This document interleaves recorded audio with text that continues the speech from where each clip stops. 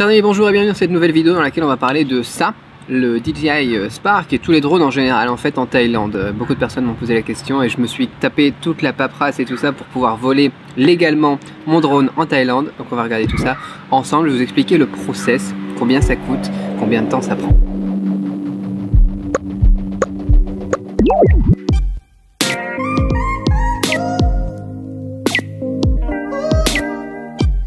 Alors première chose, l'achat. L'achat du drone ça va être important parce que si tu achètes ton drone à l'étranger, il va falloir aussi avoir une licence d'import du drone. Tandis que si tu l'achètes ici en Thaïlande, ça te fera un papier en moins à faire. En sachant que si tu l'achètes à l'étranger et qu'ensuite tu viens t'installer pour vivre en Thaïlande, tu pourras juste l'utiliser et avoir des permis temporaires qui sont réservés normalement aux touristes. Donc le mieux c'est vraiment d'acheter son drone en Thaïlande. Autre avantage d'acheter son drone en Thaïlande, c'est beaucoup moins cher. C'est-à-dire que celui-là par exemple, il doit être à 599 ou 699 sur Amazon France. Tu peux regarder, je te mets le lien dans la description. Mais moi je l'ai acheté ici à 16 600 bahts, c'est-à-dire 460 €. Donc même quand tu as une promo en France, tu n'arrives même pas à ce prix-là, alors que là c'était le prix normal quoi. Donc vaut mieux l'acheter directement ici. Pour l'acheter c'est très facile, soit tu l'achètes en ligne avec des sites comme Powerbuy, Lazada ou n'importe quoi. L'important c'est d'avoir une facture, soit tu l'achètes dans des boutiques physiques comme Powerbuy aussi d'ailleurs, qui te permettent d'acheter ton truc comme je sais pas quoi, c'est quoi les magasins en France, quoi, Jiffy ou je sais pas quoi, Boulanger par exemple, où tu peux acheter des trucs. Donc là ça sera en plus moins cher de l'acheter ici. Ça pose pas de problème de l'acheter ici parce que tu as le modèle européen avec la prise européenne aussi. Enfin bon, c'est le même qui est vendu en Europe tout simplement, sauf qu'il est moins cher. Donc autant l'acheter ici. Tu peux vérifier le prix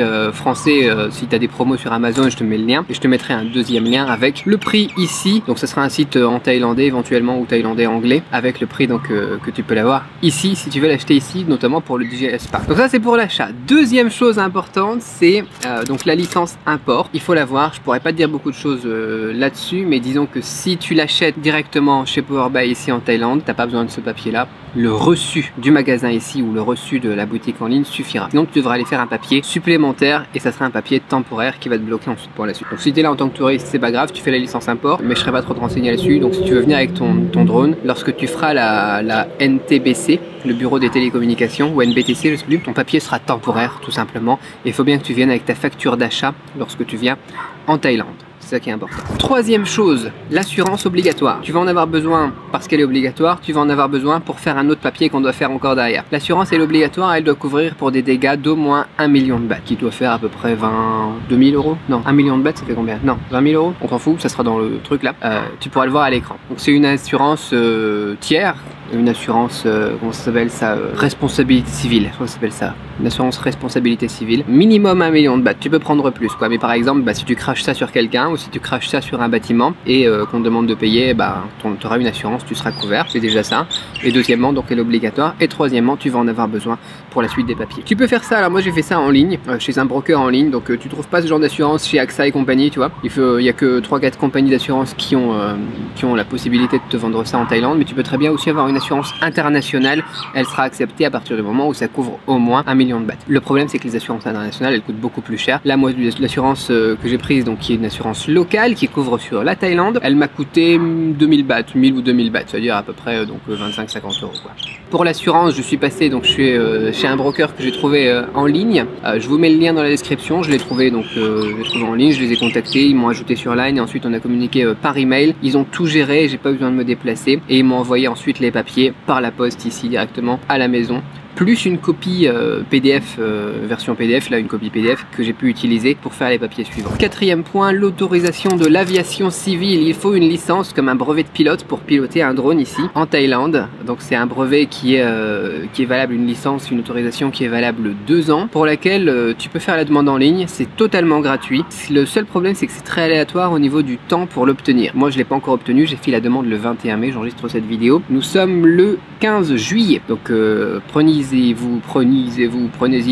à l'avance, donc avant de partir ou de venir en Thaïlande ou n'importe quoi si vous en avez besoin, parce que bon voilà, bon faites la demande dans tous les cas, c'est mieux d'avoir fait la demande et de pas l'avoir encore eu et de voler avec une demande en cours que de voler sans rien du tout. Pour faire ça, donc vous avez un site internet, je vous mets le lien dans la description de cette vidéo, il suffit de remplir un formulaire, d'envoyer des photos qu'on vous demande, d'envoyer une photo de votre passeport, une attestation donc du domicile de votre résidence ou de l'hôtel auquel vous résidez quand vous êtes ou serez en Thaïlande. On vous demande donc ouais l'assurance, le passeport, le une attestation de domicile, des photos du drone de tous les angles, donc c'est-à-dire de dessus, sur les côtés, etc. Plus aussi du numéro de série ici en dessous de la batterie, plus du contrôleur si vous avez aussi un contrôleur. Moi j'ai le pack combo Flymore, donc j'ai aussi la télécommande. Donc ils vous demanderont aussi la référence de la télécommande. Vous envoyez tout ça. Ça se fait en ligne, honnêtement, voilà, en une heure quoi. C'est en anglais en plus, c'est disponible en anglais. C'est fait. Par contre, voilà, il faut attendre pour avoir la validation. Donc quand vous avez votre drone, surtout faites tout de suite l'assurance et ça parce que ça prend du temps. Un truc un peu plus rapide à faire et c'est le dernier papier qu'il vous faut, c'est